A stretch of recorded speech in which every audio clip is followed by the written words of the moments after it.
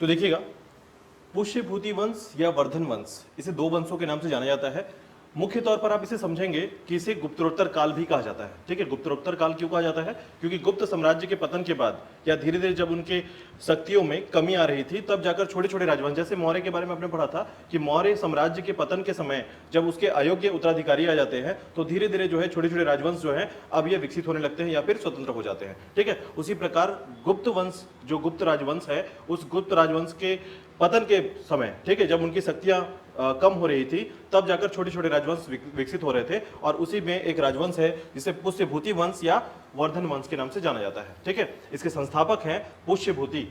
ठीक है, पुष्यभूति संस्थापक जरूर है, लेकिन इसके आगे जो है पूरी कहानी को समझेंगे। लेकिन इससे पहले, इस कहानी को समझने से पहले आप इसको पूरी तरीके से समझें कि एक छोटी सी कहानी पर यह पूरा हर्षवर्धन का जो साम्राज्य काल है इसको समझा जा सकता है। ठीक है, तो सबसे पहले देखिएगा, इस काल में सबसे पहला जो हमारे पास समझने के लिए है वो टॉपिक ये है कि पुष्यभूति वंश जो है, ठीक है, जो पुष्यभूति वंश है उसके अंतर्गत साम्राज्य कौन सा था। तो देखिएगा, पुष्यभूति ने, ठीक है, जो कि ये कहा जाता है कि जो पुष्यभूति था ये गुप्त साम्राज्य का सेनानायक कहलाता था।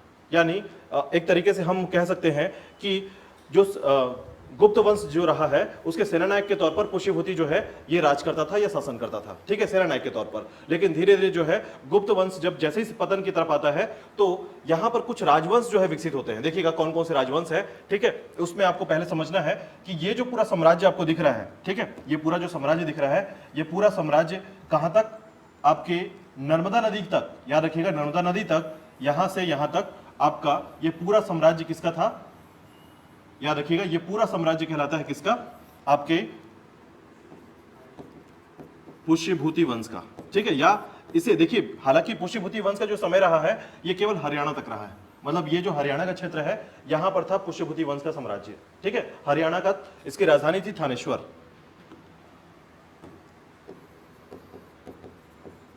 ठीक है, याद रखिएगा पुष्यभूति वंश की स्थापना किसने की थी, पुष्यभूति ने की थी। ठीक है, जो कि गुप्त साम्राज्य में सेनानायक का कार्य करता था।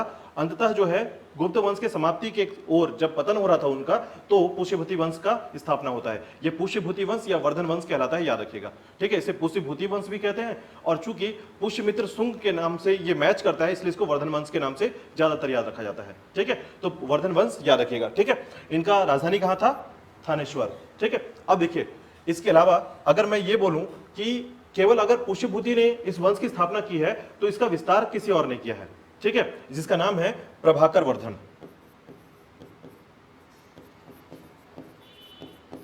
ठीक है, तो इसका चूंकि प्रभाकर वर्धन के बारे में जब आप पढ़ेंगे तो आपको यह पता चलेगा कि इस वंश का सबसे शक्तिशाली शासक था ये। ठीक है, हुडों का जब आक्रमण हुआ तो उसने क्या किया था, यहां तक हुडों को, चूंकि एशिया से आए हुए थे, मध्य एशिया के क्षेत्र से आए हुए थे, ईरान की तरफ से आ रहे थे, तो यहां तक उन्होंने क्या किया था, उनको रोक दिया था और उनको भगा दिया था। इवन इतना उनके अंदर, हुडों के अंदर डर था कि ये प्रभाकर वर्धन के होते हुए भारत में प्रवेश नहीं करते थे। ठीक है, मतलब इतना शक्तिशाली राजा जिसका नाम जो है मध्य एशिया तक चलता था।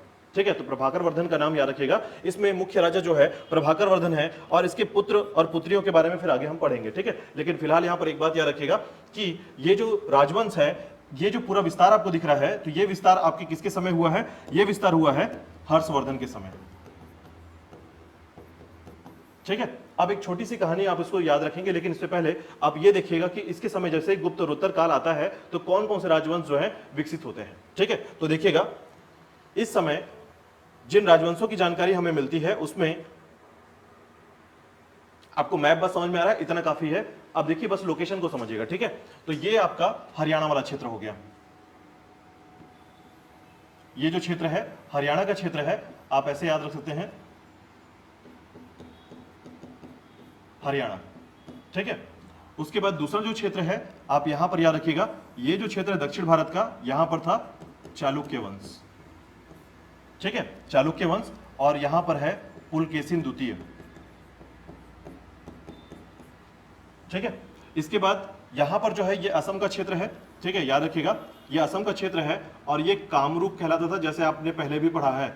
याद रखिएगा बहुत बार ये पूछा गया है कि असम को प्राचीन काल में या प्राचीन भारत में किस नाम से जाना जाता था, कामरूप।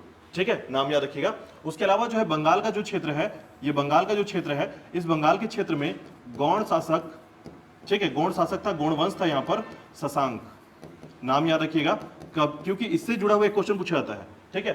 शशांक से क्वेश्चन क्या पूछा जाता है, तो आपको पता होगा कि गौतम बुद्ध ने, ठीक है, गौतम बुद्ध, चूंकि शशांक जो है किस धर्म को मानने वाला था, शैव धर्म को, याद रखिएगा, ये शैव धर्म को मानने वाला बहुत कट्टर था, ठीक है। इसने क्या किया था, गौतम बुद्ध को जिस पेड़ के नीचे, ठीक है, बोधि वृक्ष के नीचे ज्ञान की प्राप्ति हुई थी, उस पेड़ को कटवाया किसने था, इसी ने कटवा दिया था, ठीक है। तो ये नाम और ये क्वेश्चन बहुत इंपॉर्टेंट, याद रखिएगा, पूछा जाता है क्वेश्चन कि बोधि वृक्ष को किसने कटवाया था, ठीक है। तो शशांक ने, गौड़ वंशी शासक है, और कहां पर, बंगाल क्षेत्र में, ठीक है, याद रहेगा।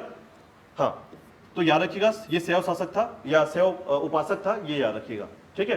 तो और दूसरा याद रखिएगा, ये मालवा का जो क्षेत्र है, ठीक है, इसे मालवा का क्षेत्र कहते हैं, मालवा का क्षेत्र है, और यहां पर देवगुप्त, ठीक है, यहां पर शासक था मालवा के क्षेत्र में, ठीक है, याद रखिएगा।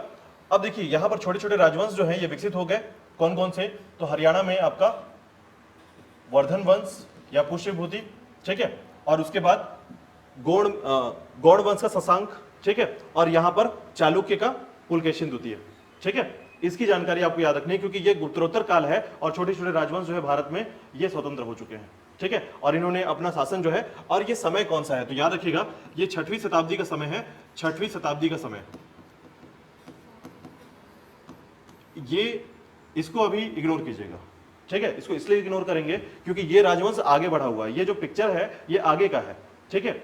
आपको पुराने समय लेके जा रहा हूं जहां पर पुष्यभूति ने स्थापित किया था, और ये पिक्चर कब है, हर्षवर्धन के समय का है। तो हर्षवर्धन जो है आगे बढ़ेगा जब 16 साल से बड़ा हो जाएगा, क्योंकि अभी पुष्यभूति आएगा, प्रभाकर वर्धन आएगा, फिर उसके बाद जाकर राजवर्धन आएगा, उसके बाद जाकर हर्षवर्धन आएगा, तो 6-7 पीढ़ी के बाद वो वहां पर पहुंचने वाला है, ठीक है। इसलिए ये 625 के पास आ गए हम लोग। तो याद रखिएगा अभी ये कौन सा समय है आपका, 506वीं शताब्दी के बाद से कहानी आगे बढ़ रही है, जो आपने वहां पर खत्म किया था, यानी गुप्त काल में आपने खत्म किया, ठीक है।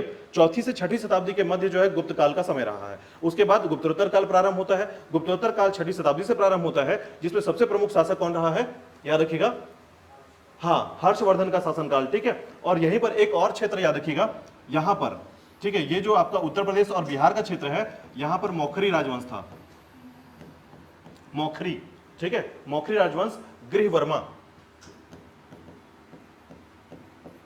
इसका शासक था, गृहवर्मा, ठीक है। अब इसको फिर से हम लोग पोटेंशियल करते हैं, समझिएगा, वापस इसको थोड़ा सा मैप में समझाता हूं मैं, देखिएगा, यहां पर आ जाइए, इसमें ज्यादा समझ में आएगा आपको, ठीक है। ये चीजों को देखिएगा, सबसे पहले ये आपका गोदावरी नदी का क्षेत्र जो है, ये जो क्षेत्र है, यहां पर कौन सा शासन है, चालुक्य का, बहुत बढ़िया, और यहां पर शासक है, इसको क्यों याद रखना है मैं आपको बताता हूं, तो पुलकेशिन द्वितीय का एक अभिलेख है जिसे बोलते हैं एहोल अभिलेख। अच्छा, इसमें आपको एक छोटी सी मैं एग्जांपल समझाता हूं कि आपको कैसे इसको याद रखना है, क्या कारण है इसका। तो देखिएगा, आप कहानी सुनते हैं, आपने बहुत सारी कहानियां सुनी होंगी, ठीक है, आज तक मुझे लगता है कि कम से कम 100 ऑफ कहानी आपने सुन ली होगी, ठीक है। तो ये 100 कहानियां सुनी है, लेकिन इतिहास नहीं सुना आपने, ठीक है। इतिहास और कहानी में क्या अंतर होता है, इसको समझिएगा। तो इतिहास और कहानी में सिर्फ एक ही अंतर होता है, जब आप किसी कहानी को सुनते हैं और ये किंवदंती के अनुसार होता है, इसका कोई साक्ष्य नहीं मिलता है जब, तो वो कहानी होता है, ठीक है। यानी जब आपने किसी से कोई बात सुनी है और उसके कोई साक्ष्य नहीं है, इसका मतलब है वो एक स्टोरी लाइन है, केवल स्टोरी है। लेकिन जैसे ही हमें कोई साक्ष्य मिल जाता है, इतिहास लिखी चली जाती है। याद रखिएगा, इतिहास तभी अपने आप को इतिहास कहता है जब वो कहानी में हमें उसका साक्ष्य मिल जाए। तो याद रखिएगा, ये साक्ष्य बहुत जरूरी है, जब भी आप किसी टॉपिक को पढ़ते हैं उसके साक्ष्य को याद रखिए, ठीक है। तो यहां पर आपको ये साक्ष्य याद रखना है कि एहोल अभिलेख किसका है, पुलकेशिन द्वितीय का है, और इस अभिलेख में लिखा गया है कि हर्षवर्धन और पुलकेशिन द्वितीय के मध्य जो है युद्ध हुआ था, ठीक है, जिसमें पुलकेशिन द्वितीय ने किसको हरा दिया था, हर्षवर्धन को हरा दिया था, और उसका साम्राज्य ऊपर तक ही सीमित हो गया था। इसका कारण यही है, वरना ये जो है ये दक्षिण की तरफ, यानी नर्मदा नदी के दक्षिण की तरफ जो है अब अपना राज्य विस्तार करना प्रारंभ किया था, ठीक है। लेकिन उसने विस्तार करने का जब प्रारंभ किया तो यहीं पर टकराया किससे, पुलकेशिन द्वितीय से, और पुलकेशिन द्वितीय ने उसे हरा दिया। और ये साक्ष्य कहां से मिल रहे हैं हमको, एहोल अभिलेख से, ठीक है। तो पुलकेशिन द्वितीय का एहोल अभिलेख याद रखिएगा, चालुक्य वंश का, ठीक है। अब उसके बाद दूसरे नंबर पर आता है आपका यहां पर, ये बंगाल का शासक नाम है शशांक, ठीक है, याद रखिएगा, नाम है शशांक, जो किस वंश का था, गौड़ वंश का था, ठीक है। और आपको ये जो कन्नौज का जो क्षेत्र दिख रहा है, यहीं पर है मौखरी शासक, या मौखरी वंश, केवल नाम से हम याद रखेंगे इसको, मौखरी वंश। ठीक है, कौन है? गृहवर्मा। नाम याद रखिएगा क्योंकि ये हर्षवर्धन के जिया जी हैं। ठीक है, आगे जाकर कहानी जुड़ेगी, लेकिन आप याद रखेंगे मौखरी वंश का गृहवर्मा। ठीक है, और देखिएगा यहीं पर है आपका ये जो क्षेत्र है आपका हरियाणा का क्षेत्र है, और हरियाणा के क्षेत्र में याद रखिएगा कौन सा वंश है यहां पर? पुष्यभूति या फिर वर्धन वंश। ठीक है, पुष्यभूति या वर्धन वंश के नाम से जाना जाता है, और इसकी राजधानी थी थानेश्वर। नाम याद रखिएगा, थानेश्वर। ठीक है, राजधानी है थानेश्वर। और इसके बाद आपका ये जो क्षेत्र है मालवा का, और यहीं पर आपका कौन सा शासन है? तो मालवा में याद रखिएगा देवगुप्त का शासन है। ठीक है, मालवा का शासक देवगुप्त है। ठीक है, इन दोनों की दुश्मनी बहुत चलती है, थानेश्वर की और देवगुप्त की। ठीक है, पुष्यभूति की और देवगुप्त की दुश्मनी बहुत लंबे समय तक चलती रहेगी। आपके दिमाग में रहना चाहिए ये बात कि इनका दोनों का नहीं पड़ता था। ठीक है, और शशांक का दोस्त है कौन? देवगुप्त। ठीक है, याद रखिएगा ये दोनों की दोस्ती है और इसकी दुश्मनी है। ठीक है, यानी कि इसकी भी दुश्मनी हो गई। ठीक है, अब इसको समझिएगा, पूरी कहानी आपको यहां पर समझ में आ जाएगी। ठीक है, ये कॉन्सेप्ट समझ में आ गया, पूरा क्षेत्र समझ में आ रहा है कि गुप्तोत्तर काल में 5 राजवंश जो है ये डेवलप होते हैं सामान्य तौर पर। ठीक है, जिसमें सबसे पहला राजवंश है पुष्यभूति वंश या वर्धन वंश, दूसरा वंश है आपका मौखरी वंश। ठीक है, ये उत्तर प्रदेश और बिहार का क्षेत्र है। ठीक है, और उसके बाद मालवा का देवगुप्त। ठीक है, और बंगाल का शशांक। ठीक है, और उसके बाद दक्षिण में आपका चालुक्य वंश आ गया पुलकेशिन द्वितीय का समय। ठीक है, याद रहेगा। अब देखिए होता क्या है कि इस समय, ठीक है, इस समय क्या होता है, पुष्यभूति ने संस्थापक के तौर पर हरियाणा के थानेश्वर में अपनी राजधानी स्थापित कर दी। ठीक है, और इसके क्रम पर आपको यहां पर याद रखना है कि पुष्यभूति, ठीक है, जो पुष्यभूति है, ठीक है, ये एक संस्थापक है, या फिर आप ये कह सकते हैं पुष्यभूति वंश के संस्थापक कौन है? पुष्यभूति। ठीक है, जिसे अपने नाम से ही संस्थापक के तौर पर नाम से जाना जाता है, इसको वर्धन वंश के संस्थापक भी कहते हैं। ठीक है, और इसका पुत्र होता है कौन? प्रभाकर वर्धन। याद रखिएगा सबसे शक्तिशाली शासक। ठीक है, प्रभाकर वर्धन। ठीक है, अब प्रभाकर वर्धन के बारे में आपको एक बात याद रखनी है कि इसके समय जो है हुड़ों का आक्रमण हुआ था। ठीक है, और आक्रमण जो है इसने क्या किया था, इनको यहीं पर रोक दिया था, यानी कि हरियाणा के क्षेत्र से ही प्रवेश करने नहीं दिया था, और युद्ध में इनको हराया था, हुड़ों को हराया था। ठीक है, यानी भगा ही दिया था, कहने का मतलब है कि हुड़ों को भगा दिया था। और साथ ही साथ याद रखिएगा कि इनका खौफ हुड़ों में लगातार बना रहा था। ठीक है, प्रभाकर वर्धन के समय में याद रखिएगा कि प्रभाकर वर्धन जो है इसके 3 बच्चे थे। ठीक है, 2 पुत्र और 1 पुत्री। ठीक है, पुत्र में नाम याद रखिएगा राजवर्धन, हर्षवर्धन और राजश्री। ठीक है, राजश्री है, राजश्री मत कीजिएगा, राजश्री है। ठीक है, ये 3 का नाम आप याद रखेंगे, राजवर्धन, हर्षवर्धन और राजश्री। ठीक है, अब इसमें राजवर्धन क्या सबसे बड़ा शासक है। ठीक है, हर्षवर्धन छोटा, फिर उसके बाद राजश्री। तो यहां पर याद रखिएगा कि प्रभाकर वर्धन का जो वर्चस्व था ये काफी ज्यादा था, लेकिन इसने अपने वर्चस्व को बढ़ाने के लिए ये जो कन्नौज के शासक हैं, ठीक है, यानी मौखरी वंश से गृहवर्मा, इससे अपनी पुत्री का विवाह कर देते हैं। ठीक है, तो विवाह हो गया। विवाह होने के बाद देखिएगा कि अब इनके साथ इनकी दुश्मनी लगातार चलती थी देवगुप्त के साथ। ठीक है, अब देवगुप्त के साथ दुश्मनी चलती थी, तो इसने क्या किया, इन दोनों के मध्य एक लड़ाई हुई और इसने गृहवर्मा को मार दिया। ठीक है, और गृहवर्मा को मार दिया। इसमें एक बात याद रखिएगा कि जब गृहवर्मा को मारा गया, ठीक है, तो यहां पर जो कॉन्फ्लिक्ट होता है, यानी कि देवगुप्त और गृहवर्मा के समय, ठीक है, तो इसमें क्या हुआ कि मौखरी वंश में, मतलब प्रभाकर वर्धन तो सामान्य तौर पर इसकी मृत्यु हो जाती है। ठीक है, इसकी सामान्य मृत्यु के बाद राजा कौन बनता है? राजवर्धन। ठीक है, और राजवर्धन के समय देखिए इनका विवाह किसने कराया था? प्रभाकर वर्धन में करा दिया था, और आराम से चीजें नॉर्मल थी। ठीक है, इसके बाद जो है हर्षवर्धन जो है, ठीक है, हर्षवर्धन, अब यहां पर समझिएगा कि हर्षवर्धन शासक बन चुका है, सॉरी आपके राजवर्धन। ठीक है, तो राजवर्धन जो है ये शासक बन गया है, राजवर्धन ये शासक है, और देवगुप्त ने क्या किया है? गृहवर्मा की हत्या कर दी है। ठीक है, तो याद रखिएगा देवगुप्त ने गृहवर्मा के मौखरी वंश के शासक की हत्या कर दी है, और साथ ही साथ क्या किया है? राजश्री को बंदी बना लिया है। ठीक है, यानी उसकी पत्नी को, यानी कि उसकी बहन को, ठीक है, ये गृहवर्मा की पत्नी और राजवर्धन की क्या है? बहन है, उसको बंदी बना लिया है। ठीक है, कैद कर लिया है।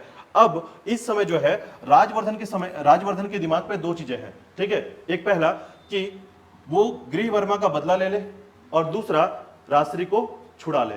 ठीक है, अब इस केस में क्या हुआ कि ये जो है पहुंचता है कहां पर? मालवा। ठीक है। और मालवा पहुंचकर इनके मध्य जो है जो लड़ाई होती है उसमें ये क्या करता है, देवगुप्त को मार देता है, हत्या कर देता है। ठीक है, हत्या हो गया, देवगुप्त भी खत्म हो गया यहां पर। ठीक है, और इसी बीच में जो है यहां पर रासरी जो है ये भाग जाती है जंगलों की तरफ, यानी मिलती नहीं है, गायब हो जाती है अचानक से, कुछ समय के लिए वो पर नहीं मिलती है। ठीक है, कहने का मतलब है इन युद्ध में जब ये, चूंकि यहां पर युद्ध हुआ, ठीक है, और देवगुप्त को मार दिया गया, लेकिन उससे पहले ही क्या होता है, रासरी जो है ये पलायन कर जाती है, यहां से भाग जाती है किसी जंगल की तरफ, इसकी जानकारी नहीं मिल पाती है, साक्ष्य नहीं मिल पाते हैं। ठीक है, अब हुआ क्या, अब ये शशांक है जो कि देवगुप्त का क्या है, दोस्त है। ठीक है, अब दोस्त है, इसने क्या किया, समय के दौरान जो है राजवर्धन को मार दिया, यानी राजवर्धन को इसने मार दिया। ठीक है, अब हर्षवर्धन जो कि अब इस समय सिर्फ 16 साल का है, इसकी मजबूरी थी शासक बनना, यानी शासक बनने की मजबूरी उसके सामने रख दी गई कि अब जो है उसके पास कोई अवस्था नहीं है। अब इसके पास क्या था कि अब इसके पास एक क्वेश्चन आ गया कि हर्षवर्धन के पास दो चीजें हैं, अपनी बहन को ढूंढना और साथ ही साथ अपने भाई की मौत का बदला लेना।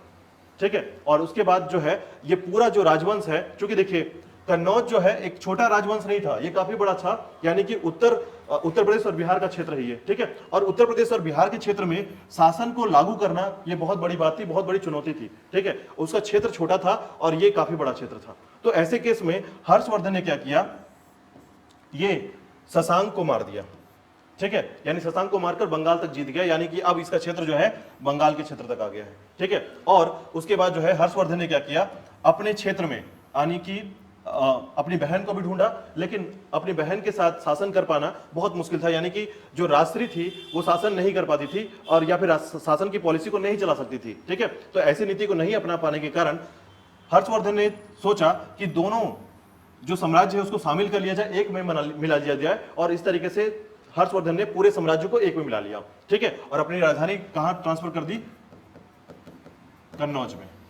ठीक है, और अंततः जो है हर्षवर्धन की जानकारी जो है बहुत कम मिल पाती है, और हर्षवर्धन ने क्या, याद रखिएगा कि हर्षवर्धन ने क्या किया, बौद्ध धर्म को अपनाया, किसके कारण, तो याद रखिएगा वेनसंग के कारण। वेनसंग भारत आया था इसके समय में। ठीक है, और वेनसंग भारत आता है और उसके संबंध में आने के कारण, यानी उसे मिलने के बाद जो है ये हर्षवर्धन जो है ये बौद्ध धर्म को अपना लेता है और उसके बाद एक विशाल संगति का आयोजन करता है। ठीक है, तो हर्षवर्धन की जो जानकारी मिल पाती है उसके बारे में 2-3 बिंदु याद रखेंगे आप। ठीक है, इसके बाद एक एक करके हम उसको पढ़ने वाले हैं, लेकिन फिलहाल जो कहानी छोटी सी है उसको थोड़ा सा याद रखिएगा। ठीक है, 1 से 2 बार अगर आप इसको सुनेंगे आपके दिमाग में ये पूरा वंश जो है सेटल्ड हो जाएगा। ठीक है, फिर जो है हर्षवर्धन की एक जो जानकारी मिलती है वो क्या है, तो याद रखिएगा हर्षवर्धन जो है दक्षिण की तरफ अपने राज्य का विस्तार करना प्रारंभ करता है, और यहीं पर उसकी मुलाकात होती है पुलकेशिन द्वितीय से, और पुलकेशिन द्वितीय जो है इसको वापस सीमित कर देता है हराकर। ठीक है, और ये जानकारी मिलती है कहां पर, एहोल अभिलेख से। ठीक है, कॉन्सेप्ट्स क्लियर है इतना। ठीक है, तो यहां पर याद रखेंगे कि आप जो जानकारी मिल पाती है हर्षवर्धन के बारे में, तो हर्षवर्धन को याद रखिएगा अंतिम हिंदू राजा कहा जाता है। ठीक है, यानी कि इसके बाद जो है अन्य धर्म के राजा जो है यहां पर बनने लगेंगे, लेकिन ऐसा कहना गलत होगा क्योंकि छोटे छोटे राजा जो है ये बिल्कुल भारत में थे। ठीक है, भले ही वो इस्लाम धर्म के नीचे काम करते थे, लेकिन छोटे छोटे हिंदू राजा जो थे बिल्कुल। ठीक है, लेकिन आप ये कह सकते हैं कि चूंकि बड़े राजवंशों में किसी भी हिंदू राजा का स्थापत्य नहीं देख पाए हैं, या फिर जो बड़े राजा थे वो उनकी जानकारी नहीं मिल पाती है, इसलिए ये शब्द कहा जाता है कि हिंदू राजा जो है इसके बाद समाप्त हो जाते हैं। तो हर्षवर्धन जो है अंतिम हिंदू राजा कहलाता है इस समय। ठीक है, तो यहां पर याद रखिएगा कि इनके बारे में आपको 3-4 फैक्ट याद रखने हैं, और वेनसंग के बारे में 3-4 फैक्ट याद रखने हैं। ये सारे जो है आपके हर्षवर्धन वंश से संबंधित है।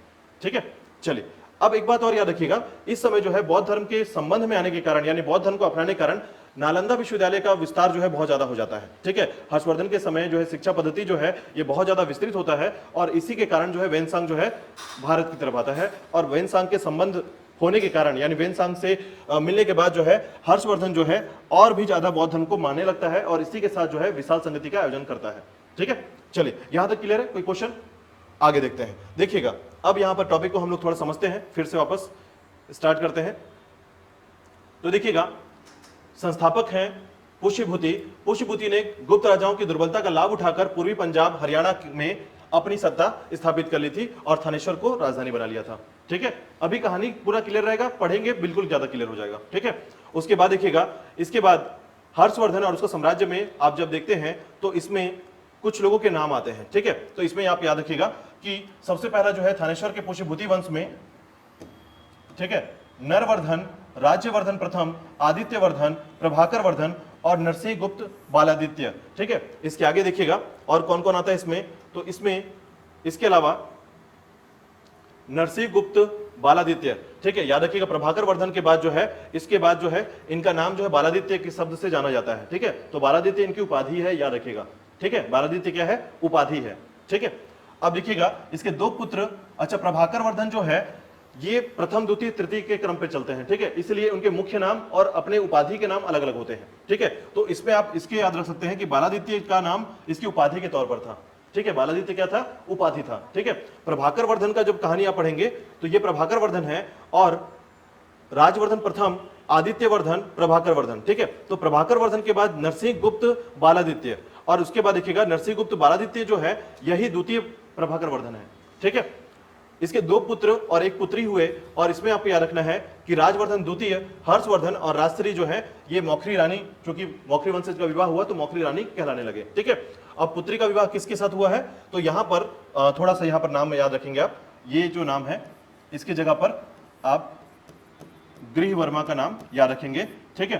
तो यहां पर आप याद रखेंगे कि जो राज्यवर्धन है और हर्षवर्धन है, तो राजश्री का जो विवाह हुआ है, ठीक है, वो गृह वर्मा के साथ हुआ है, ठीक है, गृह वर्मा के साथ हुआ है।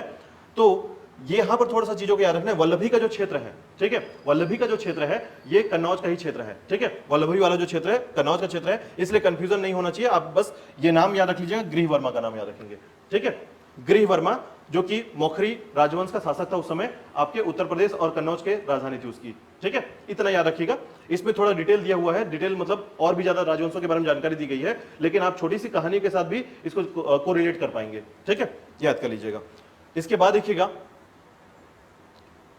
अब यहां पर जो प्रभाकर वर्धन है उसके बारे में थोड़ी सी जानकारी मिलती है, ठीक है, कि संस्थापक जो है प्रभाकर वर्धन, याद रखिएगा क्यों प्रभाकर वर्धन को संस्थापक कहा जाता है? क्योंकि ये शक्तिशाली था पुष्यभूति से ज्यादा, ठीक है। मैंने आपको बताया था पुष्यभूति ने केवल छोटे से साम्राज्य को स्थापित किया था, छोटा सा क्षेत्र स्थापित किया था, ठीक है। और इसको हूण हरिण केसरी भी कहा जाता है, यानी इसका मतलब क्या होता है कि इसने हुड़ों को भगाया था, ठीक है। इसकी उपाधियां हैं, याद रखिएगा। सिंधु राज, सिंधु राज्य के लिए ज्वर के समान, ठीक है, इसका हिंदी रूपांतरण है, ये याद रखिएगा। गुज्जर प्रजागर, गुज्जरों की नींद हराम करने वाला, ठीक है, ये सब उपाधि है, मतलब इसी तरह की उपाधि ली जाती थी राजाओं के द्वारा, ठीक है। और गांधार धीपदंग, ठीक है, द्विकटक हास्ती ज्वरों, यानी गांधार के राजा रूपी सुगंधी राज के लिए महान हस्त ज्वर या घातक महामारी के समान कहलाता था, ठीक है।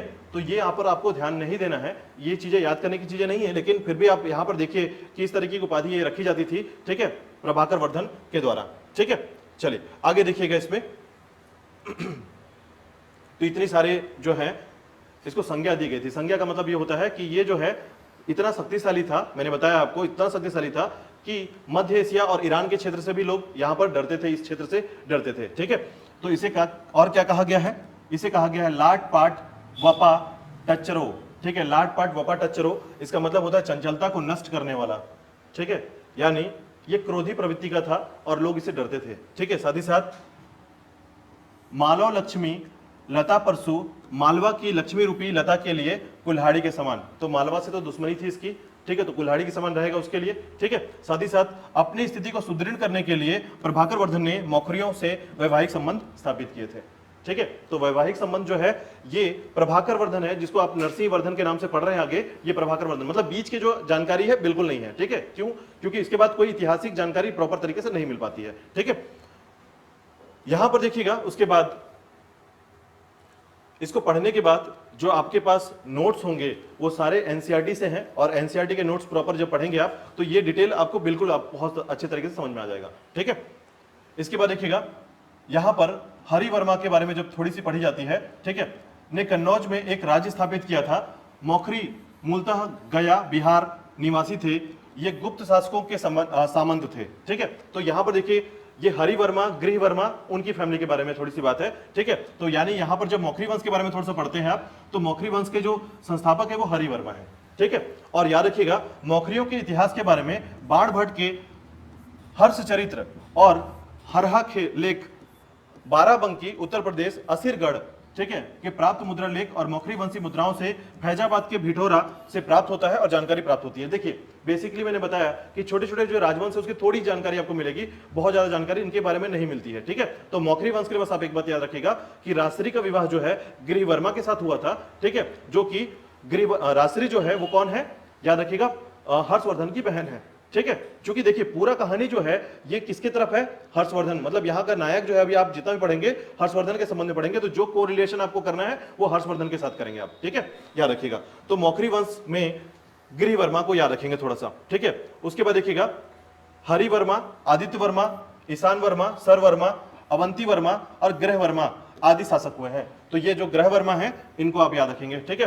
तो मौखरी शासक गृहवर्मा 600 से 605 ईस्वी का विवाह थानेश्वर के पुष्यभूति वंश वर्धन वंश के प्रभाकर वर्धन की पुत्री राजश्री, ठीक है, हर्षवर्धन की बहन के साथ हुआ था, ठीक है। तो ये कहानी आपको याद हो चुकी होगी।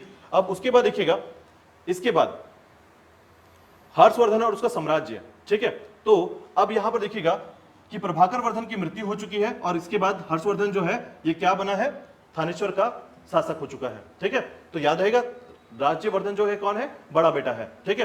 तो राजवर्धन जो है ये राज सिंहासन में बैठता है और उसी समय उसे समाचार मिलता है कि बंगाल के शासक और मालवा के शासक देवगुप्त, ठीक है, मैंने बताया कि मालवा का शासक, ठीक है, और बंगाल के शासक कौन है, शशांक, ठीक है, ने मिलकर कन्नौज पर आक्रमण कर दिया है और गृहवर्मन या गृहवर्मा की हत्या कर दी है और राजश्री को क्या किया है, कैद कर लिया है, ठीक है। अब ये कैद हो गई है।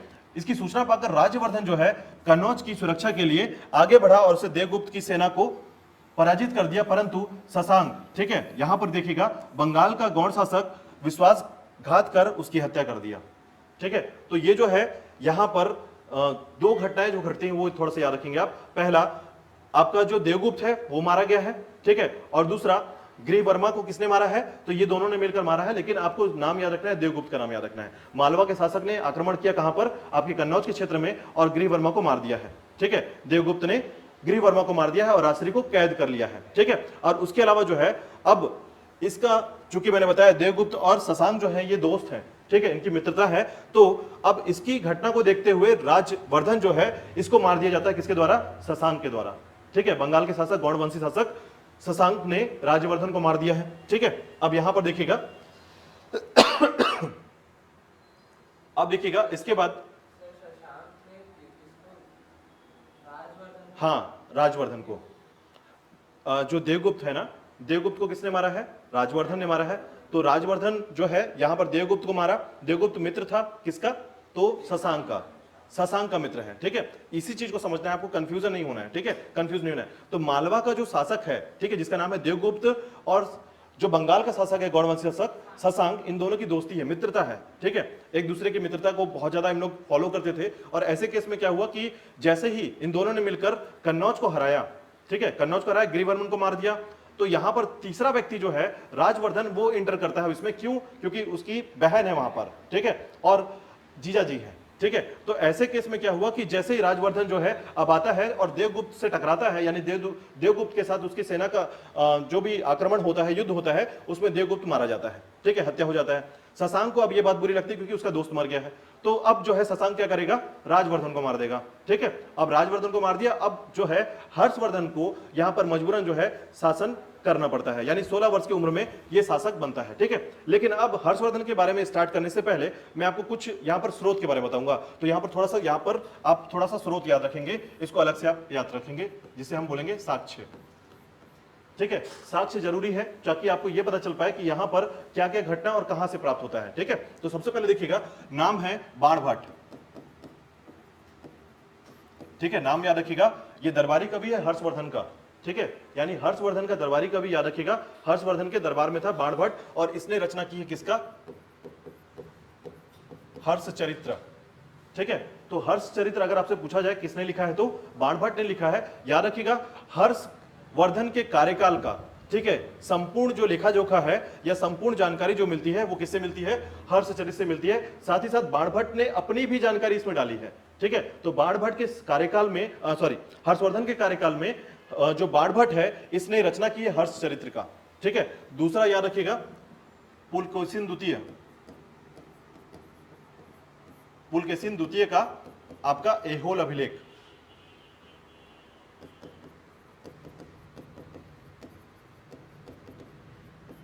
ठीक है, पुलकेशिन द्वितीय का ऐहोल अभिलेख याद रखिएगा। पुलकेशिन द्वितीय जो कि चालुक्य शासक है, ठीक है, इसका जो अभिलेख प्राप्त हुआ है वो है ऐहोल अभिलेख, और इसमें जानकारी क्या मिलती है कि इसने हर्षवर्धन को हरा दिया था, ठीक है। तो हर्षवर्धन के मध्य जो युद्ध हुआ था तो पुलकेशिन द्वितीय जो है इसने हराया था किसको? हर्षवर्धन को। ठीक है।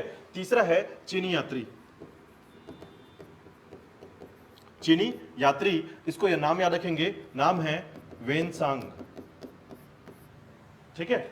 देखिए आपको याद होगा फाहियान आया था इससे पहले, इसके बाद वेनसांग आया है। ठीक है। 636 ईस्वी के आसपास ये आता है और इस समय जो है हर्षवर्धन का कार्यकाल है, याद रखिएगा। तो हर्षवर्धन के समय जो है कौन आया था? वेनसांग आया था। ठीक है। तो चीनी यात्री का कोरिलेशन जो है शासनकाल में याद रखिएगा कि किसके शासनकाल के समय कौन चीनी यात्री आया था भारत। ठीक है। तो याद रखिएगा इसकी जो रचना है इसका नाम है सियुकी। ठीक है। इसकी किताब का नाम है सियुकी, याद रखिएगा। इसने जो पुस्तक लिखी है सियुकी, ठीक है, ये आपको याद रखना है। ठीक है। इसमें छत्तीसगढ़ का भी वर्णन है, वेनसांग ने छत्तीसगढ़ का भी वर्णन किया था, याद रखिएगा, जिसका नाम है कियासलो। ठीक है। इसमें जो छत्तीसगढ़ का नाम लिखा है इसने वो है कियासलो। ठीक है। तो याद रखिएगा इसी सियुकी में छत्तीसगढ़ का वर्णन भी मिलता है आपको। ठीक है। तो चीनी यात्री के बारे में आप यहां पर याद रखेंगे। तो देखिए 3 नाम याद रखिएगा, बाणभट्ट, पुलकेशिन द्वितीय और चीनी यात्री। ठीक है। एक नाम और आपको याद रखना है जो है आपका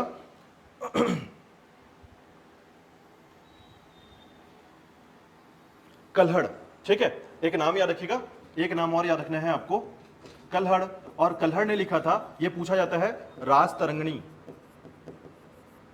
यह कश्मीर के समय का पूरी राजनीतिक जो विवरण है इसकी जानकारी मिलती है, कश्मीर के आसपास के क्षेत्रों की पूरी जानकारी मिलती है, कल्हड़ के द्वारा लिखा गया है, राजतरंगिणी, याद रखिएगा। ठीक है। तो ये जो साक्ष्य हैं ये इसको इतिहास बनाते हैं, याद रखिएगा।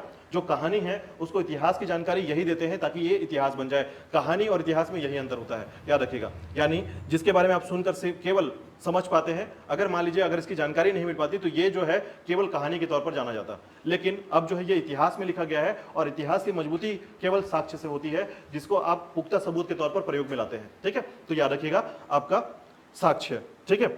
जिसमें 4 साक्ष्य हैं, कौन कौन से? बाणभट्ट, ठीक है, हर्षचरित्र जो है ये याद रखेंगे आप। ठीक है। और दूसरा बाणभट्ट की एक और रचना है, आप याद रखेंगे थोड़ा सा, कादंबरी। बाणभट्ट की रचना कादंबरी। ठीक है। तो कादंबरी को याद रखेंगे, बाणभट्ट की रचना है। हर्षचरित्र की रचना, हर्षचरित्र भी रचित किया इसने। पुलकेशिन द्वितीय का एहोल अभिलेख याद रखिएगा और चीनी यात्री वेनसांग का सियुकी को याद रखेंगे, कल्हड़ का राजतरंगिणी याद रखेंगे। किसके बारे में क्या लिखा गया है ये भी आप याद रखेंगे। जैसे अगर आपसे पूछा जाए हर्षचरित्र में क्या लिखा गया है तो हर्षवर्धन के जीवन काल का वर्णन किया गया, शासनकाल का वर्णन किया गया, साथ ही साथ बाणभट्ट के भी जीवन का वर्णन मिलता है इसमें। ठीक है। उसके अलावा पुलकेशिन द्वितीय में जो जानकारी मिलती है एहोल अभिलेख से, उनके युद्ध का वर्णन मिलता है जिसमें हर्षवर्धन को पराजित किया गया था। ठीक है। तीसरा आप याद रखेंगे चीनी यात्री वेनसांग के समय जो है ये जानकारी मिलती है कि हर्षवर्धन के शासनकाल में शासन कैसे चलता था। साथ ही साथ याद रखिएगा कि बौद्ध धर्म के विस्तार की जानकारी समय मिलती है कि बौद्ध धर्म का विस्तार हुआ था और नालंदा विश्वविद्यालय जो था ये शिक्षा का मुख्य केंद्र था। ठीक है। और साथ ही साथ आप याद रखेंगे कि देखिए गुप्त काल में एक बात आपने स्टेटमेंट में डाली होगी कि उस समय जो है उद्योग जो व्यवस्था थी, गुप्त काल के समय जो है व्यापार जो होता था, ठीक है, वो कहां से होता था? उज्जैन से होता था। ठीक है। मुख्य तौर पर गुप्त काल में जो व्यापार होता था वो कहां से होता था? उज्जैन से होता था। लेकिन मुख्य तौर पर याद रखिएगा कि गुप्त काल का जो प्रशासन है वही प्रशासन आपको हर्षवर्धन काल में मिलेगा। मतलब जैसे प्रशासन वहां पर होता था वही प्रशासन था। ठीक है। तो उसके कारण बस आपको व्यापार का जो क्षेत्र है वो परिवर्तित कर दिया गया था। यानी उज्जैन से जो व्यापार था वो मथुरा में मुख्य तौर पर होता था।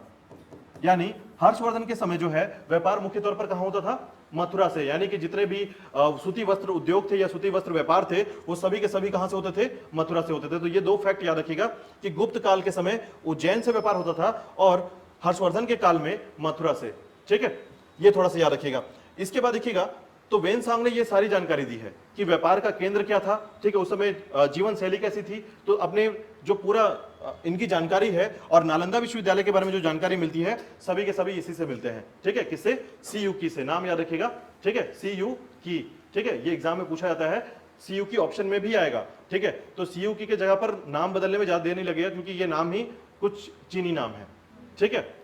और इसके बाद याद रखेंगे कल्हड़ का राजतरंगिणी और इसमें कश्मीर की जानकारी मिलती है, कश्मीर राज्य के बारे में जानकारी मिलती है राजतरंगिणी से। तो इससे हर्षवर्धन के कार्यकाल की भी जानकारी मिलती है। ठीक है। याद रखिएगा। इसके बाद देखिएगा हाँ ये गुप्त काल के बाद है। यानी कि ये जो आप पढ़ेंगे, देखिए वेनसांग जो है किसके? हर्षवर्धन के कार्यकाल में आया, तो गुप्तोत्तर काल पढ़ रहे हैं आप। ठीक है। तो जितने साक्ष्य हैं सब उसके बाद वाले हैं। ठीक है। यानी बाणभट्ट जो है ये हर्षवर्धन के कार्यकाल का है तो इसने हर्षचरित्र लिखा है। ठीक है, देखिए जब नाम मैच करेगा ना हर्षचरित हर्षवर्धन, तो आपको याद रख लेना है कि ये इसी के कार्यकाल का है। ठीक है, तो इसके कार्यकाल में होने से इसको आपको ये दिखेगा, देखिए ये 6वीं शताब्दी का समय शुरू हो रहा है 591 के आसपास, 90 के आसपास, और ये चला जाएगा 7वीं शताब्दी में, यानी 636 के आसपास। ठीक है, तो 10-20 साल का जो समय रहेगा उसमें वेनसांग आता है। ठीक है, और हर्षवर्धन की जानकारी जो है ये प्रॉपर तरीके से मिल जाती है।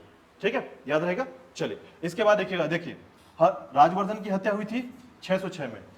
ठीक है, तो 606 में इसकी हत्या हुई थी, तो 16 वर्ष की आयु के बाद जो है हर्षवर्धन का समय आ जाता है। ठीक है, तो ये जो जन्म हुआ है ये जन्म के बारे में है, 591 में इसका जन्म हुआ, और 16 वर्ष की उम्र में जो है, देखिए यहां पर 10 और ये 6 16 वर्ष की उम्र में इसको शासक बनना पड़ता है। ठीक है, तो यहां पर थोड़ा सा आप याद रखेंगे। ठीक है, अब देखिएगा इसमें हर्षवर्धन के बारे में आप थोड़ा सा याद रखेंगे कि पुष्यभूति वंश का या वर्धन वंश का जो है सर्वाधिक प्रतापी राजा था। ठीक है, और साथ ही साथ आप याद रखेंगे इसका जन्म हुआ था 591 ईस्वी में लगभग। माता पिता का नाम, ठीक है, याद रखेंगे कि प्रभाकर वर्धन और यशोमती का विवाह जो है प्रभाकर वर्धन से हुआ था, और इसका पुत्र जो है 2 पुत्र और 1 पुत्री थे। ठीक है, 2 पुत्र में कौन कौन, तो राज्यवर्धन और हर्षवर्धन और राजश्री। ठीक है, हाँ, राजवर्धन की हत्या के बाद 606 में याद रखिएगा 16 वर्ष की आयु में हर्षवर्धन को थानेश्वर का शासक बना दिया गया। ठीक है, अब इसके बारे में कुछ फैक्ट्स हम यहां पर शामिल करेंगे। देखिएगा, तो हर्षवर्धन और उसका साम्राज्य जो है, अब इसको आप समझेंगे थोड़ा सा, तो देखिएगा सिंहासन ग्रहण करने के पश्चात उसने शशांक से प्रतिशोध लेने की प्रतिज्ञा की और अपनी बहन की सुरक्षा के लिए कन्नौज की ओर बढ़ा। ठीक है, और इसके बाद देखिएगा मार्ग में से कामरूप के राजा भास्कर वर्मन का दूत हसबेंग मिला था। तो यहां पर आपको यह बात याद रखनी है कि कामरूप को क्यों पढ़ा था या क्यों एक लाइन में मैंने उसको बताया था, क्योंकि कहीं ना कहीं से इंटरकनेक्ट होता है। ठीक है, तो कामरूप कौन सा क्षेत्र है, असम, याद रखिएगा। कामरूप किसे कहा जाता था, असम को कहा जाता था। ठीक है, अब इसके बाद देखिएगा कि मार्ग में उसे कामरूप के राजा भास्कर वर्मन का दूत हसबेंग मिला, जिसने हर्षवर्धन के समक्ष अपने राजा की ओर से मित्रता का प्रस्ताव रखा, जिसे हर्षवर्धन ने सहर्ष स्वीकार कर लिया, यानी कि असम के साथ इसकी मित्रता हो गई थी। ठीक है, और आगे बढ़ने पर उसे मंडी से सूचना मिली कि राजश्री कैद से मुक्त होकर विंध्याचल चली गई है। ठीक है, यानी ये भाग गई है, मैंने बताया था आपको कि ये पलायन कर गई है वहां से। ठीक है, कैद से मुक्त होना मतलब पलायन कर जाना। चलिए आगे देखिएगा, इसके बाद आचार्य दिवाकर मित्र, ठीक है, मिस्र की सहायता से, ठीक है, यहां पर थोड़ा सा याद रखिएगा कि ये मित्रता या मिस्र की जो सहायता है, दिवाकर मिस्र कहा जाता है। ठीक है, तो देखिएगा उसने राजश्री को उस समय खोज निकाला जब वह सती होने जा रही थी, यानी इसकी स्थिति इतनी खराब हो गई थी कि ये अब रानी के तौर पर, ठीक है, याद रखिएगा, रानी के तौर पर अपने आप में आत्महत्या करने जा रही थी। ठीक है, सती का मतलब यहां पर क्या है, आत्महत्या करने जा रही थी, और ऐसी स्थिति में किसने बचा लिया इसको, हर्षवर्धन ने बचा लिया। ठीक है, ये अंतिम मोमेंट था। अगर कुछ और लेट होता या कुछ ऐसा माना जाता है कि यदि अगर कुछ समय और बीत जाता तो ये हो सकता था कि राजश्री जो है जीवित नहीं रहती। ठीक है, तो उस समय जो है हर्ष ने उसे कन्नौज वापस ले आया। ठीक है, अब गृहवर्मन की हत्या के पश्चात उसका कोई भी उत्तराधिकारी नहीं होने पर कन्नौज के मंत्रियों व राजश्री की सहमति से हर्ष ने कन्नौज पर शासन किया था। ठीक है, तो मैंने बताया था कि चूंकि इन सभी के, देखिए जो हर्षवर्धन है इसको कभी भी शासन नहीं चाहिए था, मतलब ये नहीं बोलता था कि मुझे कन्नौज का शासन चाहिए, लेकिन ये इसकी मजबूरी थी अगर उसको मजबूती देनी है। ठीक है, मतलब कन्नौज का जो शासन था, ठीक है, जो कि गृहवर्मन के अधीन था। ठीक है, गृहवर्मन की मृत्यु के बाद कोई भी उत्तराधिकारी नहीं था यहाँ पर, और उत्तराधिकारी के नहीं होने के कारण क्या हुआ कि ऐसी स्थिति बनी कि अब जो है कन्नौज में कोई भी आक्रमण करके उसको जीत सकता था। तो ऐसी स्थिति को मजबूती देने के लिए हर्षवर्धन ने प्लान किया कि मैं भी अब कन्नौज का शासक बनूंगा। ठीक है, और देखिएगा हर्ष ने क्या किया, कन्नौज का राजधानी बनाया, और जहां से उसने चारों ओर अपना प्रभुत्व फैलाया। यह प्रदेश 6वीं सदी में के उत्तरार्ध में अचानक राजनीतिक उत्कर्ष पर पहुंच गया था, यानी इसने शासन को इतना बढ़िया तरीके से डेवलप किया था, विकास किया था कि शासन जो है अब भारत के लिए प्रमुख इतिहास का एक ऐतिहासिक पहलू बनकर चालू हुआ। ठीक है, यानी इसे हम कह सकते हैं कि हिंदू राजाओं में हर्ष ने एक अच्छा काम किया और एक अच्छा विकास का कार्य किया था यहाँ पर। ठीक है, देखिएगा हर्ष के समय से लेकर कन्नौज का राजनीतिक शक्ति के केंद्र के रूप में उभरना उत्तर भारत, ठीक है, उत्तर भारत में सामंत युग के आगमन का सूचक था, और कन्नौज के क्षेत्र में दोआब के मध्य क्षेत्र में स्थित था। यानी दोआब क्षेत्र मतलब उत्तर प्रदेश के आसपास का जो क्षेत्र है, विस्तार है, चूंकि शशांक को भी हराया था इसने। ठीक है, तो ऐसे केस में क्या हुआ कि भारत का जो उत्तरी क्षेत्र है अब यहाँ पर हर्षवर्धन का शासन है। ठीक है, तो यहाँ पर आप याद रख सकते हैं ये गुप्त काल के बाद दूसरा प्रमुख शासक जो हो रहा है, यानी कि गुप्त काल जैसे ही समाप्त होता है उसके बाद हर्षवर्धन का शासन बहुत महत्वपूर्ण माना जाता है। ठीक है, इसके बाद देखिएगा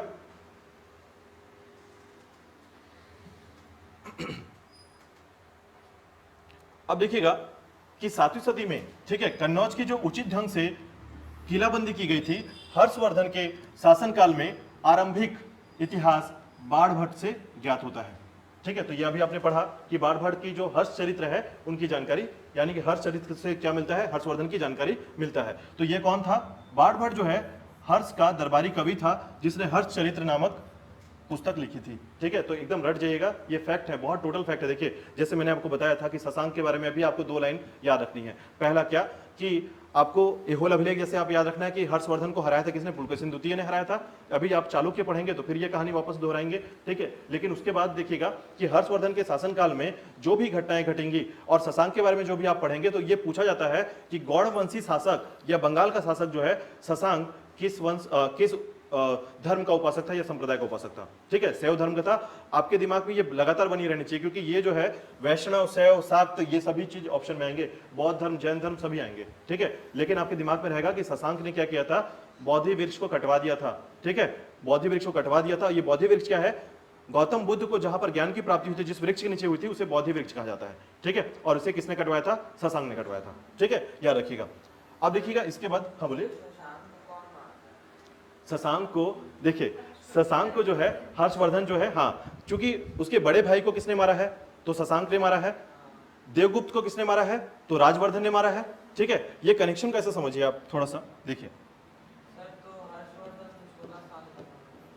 तो 16 साल में मार नहीं सकते? देखिए, हर्षवर्धन ने तुरंत ऐसा नहीं किया है। ठीक है, जब वो, अब देखिए, अब इसका मारने का मतलब ये नहीं कि अकेले तलवार लिया और निकल गया, ऐसा तो नहीं। इसके पास सेना है।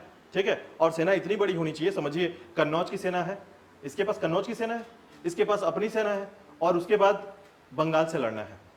ठीक है, तो इसका मतलब ये नहीं कि ये अकेले गया है। नाम अकेले के राजा का आता है, लेकिन सेना जो है वो लगातार लड़ती है। इसमें याद रखिएगा, सेना हमेशा इसलिए लड़ती है राजा को बचाने के लिए, हमेशा। ठीक है, और जब भी आप नाम सुनते हैं कि इसकी हत्या कर दी गई, उसकी हत्या कर दी गई, तो हमेशा आप समझिएगा कि राजा को जरूर मारा गया है, लेकिन सेना जो है वो कहीं ना कहीं छत विछत हो जाती है इसमें। ठीक है, सेना के होने और ना होने पर 2 ही चीजें बात याद रखिएगा। जब युद्ध होता है और अगर राजा मर गया तो सेना भाग जाती है वापस पीछे। ठीक है, वो लड़ती नहीं है, वो किसके लिए लड़ेगी अब? ठीक है, तो सेना भाग जाती है। और अगर राजा लड़ रहा है और सेना में केवल 2 लोग बचे हैं, तब भी वो लड़ेंगे।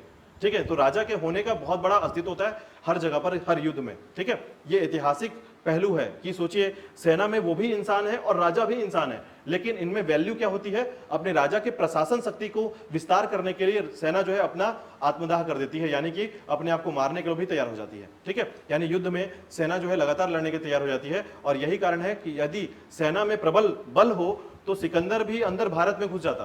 ठीक है, सोचिए, एक राजा सेना के कारण कमजोर पड़ जाता है और एक राजा, ठीक है, यानी एक सेना राजा के कारण क्या है? मजबूत हो जाती है। ठीक है, ये दोनों चीजें अपने आप में बहुत महत्वपूर्ण है ऐतिहासिक घटनाओं पे। ठीक है, चलिए तो देखिएगा। तो यहां पर आपको याद रहेगा, कॉन्सेप्ट क्लियर है अभी, या फिर से एक बार दोहराते हैं? देखिएगा, प्रभाकर वर्धन। ठीक है, प्रभाकर वर्धन जो है ये पुष्यभूति के बाद आया प्रभाकर वर्धन। इसके 2 पुत्र और 1 पुत्री रहे। ठीक है, राज्यवर्धन और हर्षवर्धन और राजश्री। राजश्री का विवाह किसके साथ हुआ है? गृहवर्मा के साथ, जो कि मोखरी वंश का है। ठीक है, अब यहीं पर आपको याद रखना है कि जो गृहवर्मा है, गृहवर्मन या गृहवर्मा के नाम से जाना जाता है, तो इसको मार दिया गया किसके द्वारा? देवगुप्त के द्वारा। ठीक है, देवगुप्त कहां का शासक है? मालवा का शासक है। ठीक है, मालवा का शासक है। अब देवगुप्त जिसने गृहवर्मा को मारा और राजश्री को कैद कर लिया, इसको मारने कौन पहुंचेगा? राजवर्धन। ठीक है, राजवर्धन। अब राजवर्धन को मारने कौन आएगा? देवगुप्त का मित्र शशांक पहुंचेगा। ठीक है, अब ये यहां तक इसको मार दिया। अब इसका भाई है कौन? हर्षवर्धन। और हर्षवर्धन जो है अब ये अपनी प्रतिशोध का बदला ले लेगा। ये कहानी कुछ इस तरीके का है। ठीक है, तो ये थोड़ा सा कॉन्फ्लिक्ट है और थोड़ा सा कंफ्यूज करता है, लेकिन अगर 2-3 बार इसको पढ़ेंगे तो याद आ जाएगा ये। ठीक है, क्योंकि बस आपको रिलेशन याद रखने हैं कि कौन किसका दोस्त है, कौन किसका दुश्मन है, कौन किसकी बहन है, कौन किसका क्या है। ठीक है, तो ये पूरी कहानी आपको याद रहेगी और इनके मारने का या हत्या करने का कारण भी आपको याद रखना होगा। ठीक है, देखिए, दुश्मनी किसकी थी? प्रभाकर वर्धन और आपके देवगुप्त का, यानी कि पुष्यभूति वंश का और मालवा शासक का। ठीक है, इन दोनों के मध्य था, और साथ ही साथ कन्नौज का भी था। लेकिन कन्नौज ने क्या किया था, विवाह संबंध बनाया था किसके साथ, पुष्यभूति के साथ, तो उसके साथ दुश्मनी हो गई, किसका, कन्नौज के साथ भी हो गई। ठीक है, और इसने देखा कि कन्नौज, अब कन्नौज भी पावरफुल था, ऐसा नहीं था कि दुर्बल शासक था गिरिवर्मा, ऐसा नहीं था। प्रॉब्लम ये थी कि शशांक और देवगुप्त है दोनों मिले हुए थे इस चीज में। ठीक है, और दोनों मिलकर क्या किया था, कन्नौज को हराया था। ठीक है, ऐसे केस में क्या हुआ कि अचानक से जब पुष्यभूति वंश के राजवर्धन को पता चलता है, ठीक है, कि उसकी बहन को कैद कर लिया गया है, तब जाकर राजवर्धन जो है अब आता है उसको बचाने के लिए। ठीक है, और इसी चीज में क्या होता है कि देवगुप्त को मार दिया जाता है, पराजय कर दिया जाता है। ठीक है, और तब देवगुप्त के मरने के बाद जो है शशांक जो है, अब ये गुस्सा होता है मेरे मित्र को मार दिया गया है, शशांक ने राजवर्धन को मार दिया। ठीक है, और याद रखिएगा धोखे से मारता है ये। ठीक है, धोखे से मारता है, और धोखे से मारने के बाद जो है, अब चूंकि अब इसके पास मजबूरी है, किसके पास, हर्षवर्धन के पास, कि 16 वर्ष की आयु में इसको राजा बनना पड़ता है। ठीक है, तो राजा बनना है मतलब ये नहीं कि ये तलवार लेकर दौड़ना चालू कर दिया, राजा बनना मतलब अब इसके पास आदेश का पावर आ गया है, अब ये आदेश देगा कि हम आक्रमण करेंगे शशांक के पास। ठीक है, यानी कि बंगाल शासक के ऊपर, और ये आक्रमण करके उनको हरा देता है और शशांक को मार देता है, और अपनी बहन को वापस ले आता है और कन्नौज पे शासन स्थापित कर लेता है, और इस तरीके से धीरे धीरे जो है एक शक्तिशाली केंद्र का स्थापना करता है। ठीक है, तो 16 साल की उम्र में, यानी बहुत कम उम्र में ये शासक बना था, और आपको बता दूं कि इसने एक बड़े क्षेत्र को विस्तरित किया। गुप्त वंश के बाद जो है दूसरा सबसे बड़ा क्षेत्र आता है आपके हर्षवर्धन का समय का। ठीक है, चलिए आगे देखते हैं। तो देखिएगा इस समय आप याद रखेंगे कि चीनी यात्री वेनसांग जो है, ठीक है, 7वीं सदी में, याद रखिएगा लगभग 636 ईसा पूर्व के आसपास, ठीक है, आया था, कहां, भारत आया था। ठीक है, और लगभग 15 वर्ष तक भारत में रहा था। तो पूछा जाता है कि सबसे ज्यादा समय तक कौन भारत में रहा था, याद रखिएगा। ठीक है, वेनसांग जो है 15 साल तक भारत में रहा था, काफी लंबा समय। ठीक है, और अलग अलग जगह पे, याद रखिएगा वेनसांग का जो यात्रा विवरण है इसमें भारत के अलग अलग क्षेत्र में, और खासकर नालंदा में इसमें एडमिशन भी लिया था। ठीक है, नालंदा में एडमिशन लिया, और प्रॉपर नालंदा में संस्कृत, याद रखिएगा नालंदा में एडमिशन आप नहीं ले सकते थे उस समय। ठीक है, यानी कि प्रवेश नहीं कर सकते थे, इसका कारण था कि आपको भाषा अगर संस्कृत नहीं आती है तो। ठीक है, तो ऐसे केस में इसने पहले 2 महीना संस्कृत सीखा है और उसके बाद फिर जाकर प्रवेश लिया था। ठीक है, तो ये छोटी सी इसकी कहानी है जो कि वेनसांग के सियुकी से प्राप्त होती है। ठीक है, याद रखिएगा। और उसके बाद देखिएगा वेनसांग के अनुसार हर्षवर्धन की सेना में 60,000 हाथी, ठीक है, 60,000 हाथी और 1 लाख घोड़े थे। ठीक है, हर्षवर्धन जो है सूर्य और शिव का उपासक था उस समय, याद रखिएगा, लेकिन बाद में ये बौद्ध धर्म को अपना लेता है। ठीक है, बौद्ध धर्म को अपनाने का मतलब ये है कि बौद्ध धर्म के संरक्षण को प्रदान करता है, यानी बौद्ध धर्म को संरक्षण देता है। ठीक है, क्योंकि ये जो है एक विशाल संगति कायम करता है, और उस संगति के बाद याद रखिएगा, विशाल संगति के बाद जो है इसने हर्षवर्धन जो है लगातार धर्मों का संरक्षण देना चालू किया, और इसमें सभी धर्मों को शामिल किया और सभी धर्मों को मिलाकर एक संगति का आयोजन किया जिसको विशाल संगति कहा जाता है। ठीक है, याद रखेंगे। इसके बाद देखिएगा जो सबसे इंपॉर्टेंट है वो यही 3 चीजें हैं जो आपको याद रखना है। ठीक है, चलिए इसके आगे देखिएगा जो 5 थोड़ा सा आपको यहां पर याद रखना है, लास्ट बिंदु यहां पर। अब देखिएगा हर्ष को भारत का अंतिम हिंदू सम्राट कहा गया है, उसका राज्य कश्मीर को छोड़कर संपूर्ण उत्तर भारत में विस्तृत था। ठीक है, तो कश्मीर को छोड़कर संपूर्ण जो भारत का उत्तर क्षेत्र है वो सभी किसके पास था, हर्षवर्धन के पास था। ठीक है, दूसरा याद रखिएगा पूरी भारत में उसे शैव शासक से युद्ध करना पड़ा, और दक्षिण की ओर हर्ष के अभियान को नर्मदा तट पर, ठीक है, चालुक्य वंश के राजा पुलकेशिन द्वितीय ने रोक दिया। ठीक है, तो अंतिम रूप पे आपको यहां पर याद रखनी है ये 2 मुख्य तौर पर। ठीक है, कि एहोल अभिलेख से हमको जानकारी मिलती है कि पुलकेशिन द्वितीय ने, जब ये याद रखिएगा ये तट आपसे पूछा जाता है कि ये युद्ध कहां पर हुआ था, नर्मदा तट की तरफ। ठीक है, तो नर्मदा तट से उत्तर की तरफ अगर आप जाएंगे तो ये था हर्षवर्धन का शासन, और नर्मदा तट से दक्षिण की तरफ जाएंगे तो पुलकेशिन द्वितीय का शासन था। ठीक है, और यहीं पर जो है इसने दक्षिण की ओर अभियान जो प्रारंभ किया था, उस अभियान में पुलकेशिन द्वितीय से टकराने के बाद या पुलकेशिन द्वितीय के बाद जो है जो युद्ध हुआ उसमें हर्षवर्धन हार जाता है और इसका साम्राज्य जो है उत्तर भारत तक ही सीमित हो जाता है। ठीक है, और ये था कहानी आपके हर्षवर्धन और उसके साम्राज्य के बारे में। ठीक है, मुझे लगता है कि आप इस कहानी के साथ क्वेश्चन प्रॉपर तरीके से कर पाएंगे। एमसीक्यू जितने भी होंगे इसमें सारे क्वेश्चन आपके आंसर कर लेंगे, लेकिन इससे पहले एक बार एनसीईआरटी की बुक को जरूर थोड़ा सा पढ़ेंगे। ठीक है, क्योंकि उसकी थ्योरीज जो होती है, उसके क्वेश्चन जो होते हैं इसी तरीके से बनते होते हैं। ठीक है, तो सारे फैक्ट आपके सबके सामने हैं और जिसमें आपको याद करना बहुत आसान होगा अब। ठीक है, तो हर्षवर्धन के बारे में थोड़ा सा याद रखिएगा, इसकी छोटे से परिवार की कहानी और इसका जो पूरा साम्राज्य का विस्तार है ये छोटे से क्षेत्र में शामिल हो जाता है। ठीक है, यहां तक कोई डाउट हो तो एक बार क्लियर कर लीजिए, कोई क्वेश्चन है इसमें?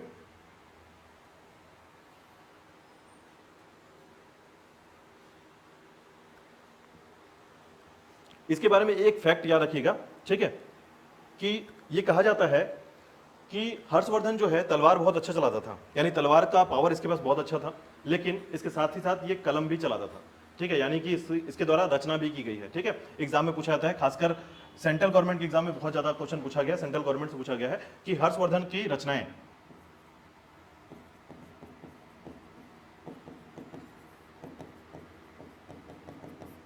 हर्षवर्धन की रचनाएं, ठीक है, हर्षवर्धन की रचनाएं में याद रखिएगा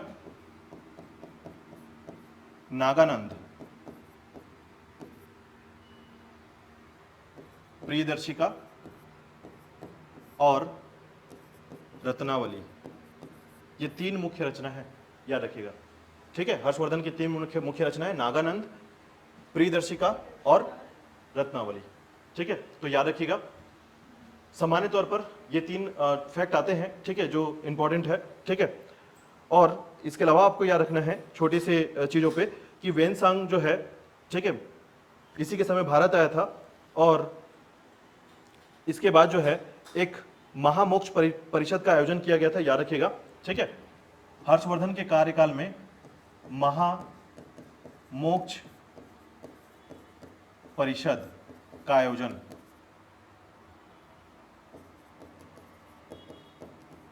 ठीक है। तो ये आयोजन क्या है समझिएगा कि 5 सालों तक लगातार प्रयाग के क्षेत्र में, ठीक है, प्रयाग के क्षेत्र में महामोक्ष परिषद का आयोजन किया गया था। मतलब ये विशाल सम्मेलन था जिसमें धर्मों के बारे में जो जानकारी मिलती है, विभिन्न प्रकार के जो धर्म है उनको संरक्षित किया गया था और उनका सम्मेलन कराया जाता था, उसे कहा जाता है महामोक्ष परिषद, ठीक है। कितने सालों तक हुआ था? 5 वर्ष तक, ठीक है। तो ये थी जानकारी आपके हर्षवर्धन काल की। कल हम लोग चालुक्य वंश के बारे में पढ़ेंगे और साथ ही साथ मैं थोड़ा सा आपको हर्षवर्धन के प्रशासन के बारे में थोड़ी जानकारी दूंगा, 2-4 पॉइंट हम क्लियर करेंगे, ठीक है। तो यही बस आपका टॉपिक था। इसके बाद जो है पूरा का पूरा हर्षवर्धन काल कंप्लीट हो जाता है और कल हम पढ़ेंगे चालुक्य वंश के बारे में, ठीक है। तो दक्षिण भारत का जो राजवंश है कल के टॉपिक पे और परसों के टॉपिक पे ये समाप्त होगा और उसके बाद जो है आपका प्राचीन भारत का इतिहास जो है खत्म हो जाएगा, ठीक है। उसके बाद हम स्टार्ट करेंगे मध्य भारत का इतिहास, ठीक है। और जहां पर हम पढ़ेंगे कि किस तरीके से भारत में अब जो है इस्लामिक आक्रमण होना स्टार्ट होगा और किस तरीके से दिल्ली का सल्तनत जो है ये समाप्त हो जाता है। और इसके शुरुआती दौर पर आप जो है अब यहां पर देखेंगे कि जो हर्षवर्धन का कार्यकाल है, ठीक है, मतलब आप यहां पर पढ़ पा रहे हैं कि ये जो है ये राजवंश जो है आप यहां पर पढ़ते हैं, ठीक है, कि इतना विस्तार है। इस राजवंशों में अब छोटे छोटे 3 राजवंश का डेवलप हो जाएगा, यानी 3 राजवंश जो है यहां पर डेवलप होंगे। एक है आपके प्रतिहार, पाल, प्रतिहार और राष्ट्रकूट, ठीक है। पाल, प्रतिहार और राष्ट्रकूट का यहीं पर विस्तार हो जाएगा अब इसके जगह पर, ठीक है। और उसके बाद जो है दक्षिण में, अभी आप देखिए चालुक्य दक्षिण में पढ़ लिया, इसके बाद आप पढ़ेंगे चालुक्य वंश के बारे में, ठीक है। और चालुक्य वंश अब ये जो डेवलप हो रहा है ये उत्तर में मध्य भारत के समय होगा, ठीक है, जिसमें पाल, प्रतिहार और राष्ट्रकूट के बारे में पढ़ेंगे आप, ठीक है। और उसके बाद जो है दक्षिण में जो कि चालुक्य पढ़ेंगे उसके जगह पर पढ़ेंगे आप विजयनगर साम्राज्य, ठीक है। विजयनगर साम्राज्य को पढ़ते हैं आप यहां पर, और विजयनगर साम्राज्य को जब आप पढ़ेंगे यहां पर इस जगह पर पढ़ेंगे। अब इसके बाद देखिएगा शुरुआती समय में ये जो क्षेत्र है ये राजपूतों का समय आ जाएगा, यानी मध्य भारत में शुरुआत होता है राजपूतों का समय। हालांकि राजपूत अगर सामान्य तौर पर हम कहें तो यहां पर जो हर्षवर्धन का साम्राज्य है इसका विस्तार धीरे धीरे छोटे छोटे टुकड़ों में होगा और 3 राजवंश मुख्य तौर पर डेवलप होते हैं यहां पर, ठीक है। मध्य भारत में कौन कौन? पाल, प्रतिहार और राष्ट्रकूट, ठीक है। और इसी में गुज्जर वंश, ठीक है, और ऐसे बहुत सारे वंश आ जाएंगे जो कि उत्तर भारत के होंगे। और दक्षिण भारत में आपके विजयनगर साम्राज्य का आ जाएगा, ठीक है। तो याद रखिएगा दक्षिण जो क्षेत्र है ये हमेशा से सेफ रहा है, ठीक है, यहां पर कोई नहीं पहुंचेगा जल्दी, ठीक है। औरंगजेब के समय जो है थोड़ा विस्तार ज्यादा होगा, गोलकुंडा के क्षेत्र तक हो जाता है, लेकिन वो भी दक्षिण क्षेत्र हमेशा सेफ ही रहेगा, ठीक है। लेकिन उत्तर क्षेत्र अब जो है बार बार चेंज होता रहेगा, यानी धर्म चेंज होते रहेंगे और लोग भी, शासक भी चेंज होते रहेंगे, ठीक है। और इनके समाप्त होने के बाद जो है अब यहां पर